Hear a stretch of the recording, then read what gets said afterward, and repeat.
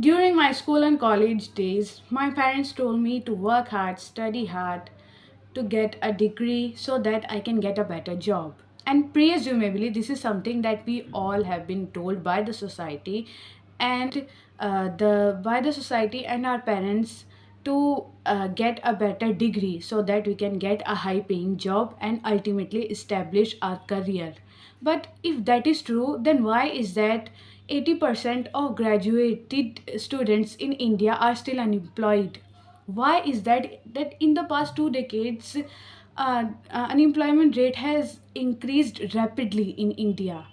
If in 2025 you are using the traditional ways to get a job, then there are chances that you are not going to get a job, because the technology has advanced, the time has changed, and everything has evolved.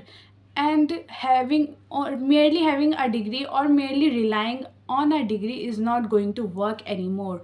Apart from having a degree, there are several factors that will determine how likely you are, or how fast your recruiter or you will be hired in a company.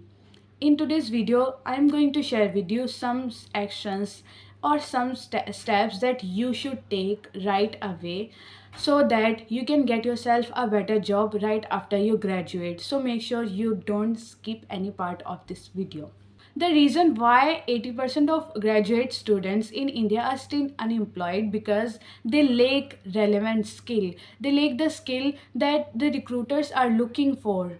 You need to understand that this is 2025. It is the time where artificial intelligence has come into existence. It is a time when you can get yourself a resume crafted just using a simple prompt.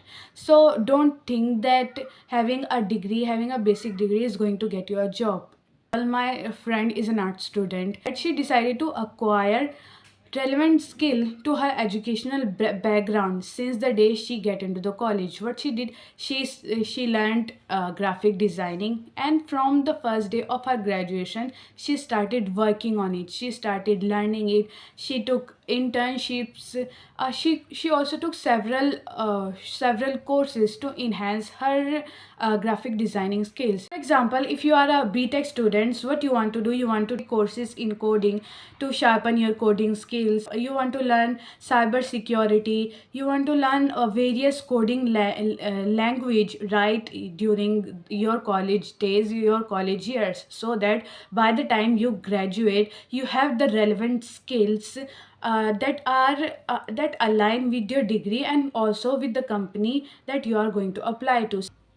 So, the point here is that apart from having a degree, what is also going to influence your chances of getting a job is having relevant skill. You must start working on building relevant important skills that align with your degree and also with what your recruiter or your potential company is going to look for. I'll now move on to the second thing that you must do in order to get a job right after you graduate, to ensure that you get a job right after you graduate, which is building personal brand. In today's digital age, in today's social media prominent age, if you don't have personal branding, then there are chances that your recruiter is not going to hire you or you are not going to get a job. Because when you have a strong personal brand on Instagram, on LinkedIn, it will help the recruiter get you discovered and noticed easily. The recruiter will be able to get an idea of your potential, the value that you might bring to the table for the employer or for the recruiter. Most importantly, creating personal brands helps you in building authority and credibility.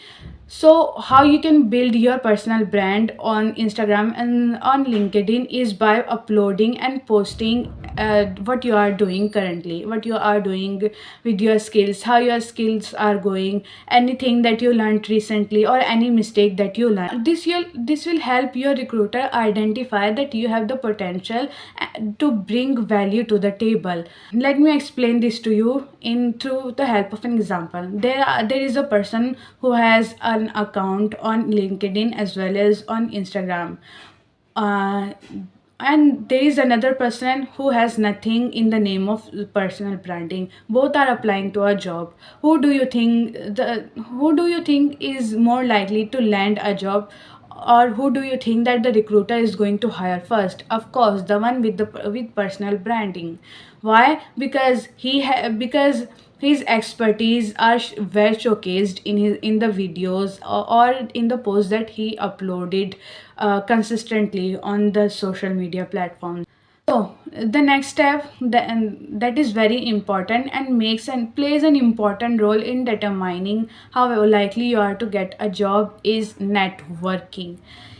I read somewhere that networking increases the chances of you getting a job or getting hired by a company by 50%. Why? Because it makes it more reliable, and it makes for the recruiter safe in that case to hire you. So for example, when you network with people in your niche, so for example, you are a graphic designer, you follow the account of other graphic designer, what this is going to help is that it will open up ample job opportunities for you. The people you just befriended in your niche, in your field, might refer you to a company, and that company will be twice more likely to hire you, because in this case they will have this sense of safety that by hiring you they are not going to face any loss, and their expectations with your work will be well met.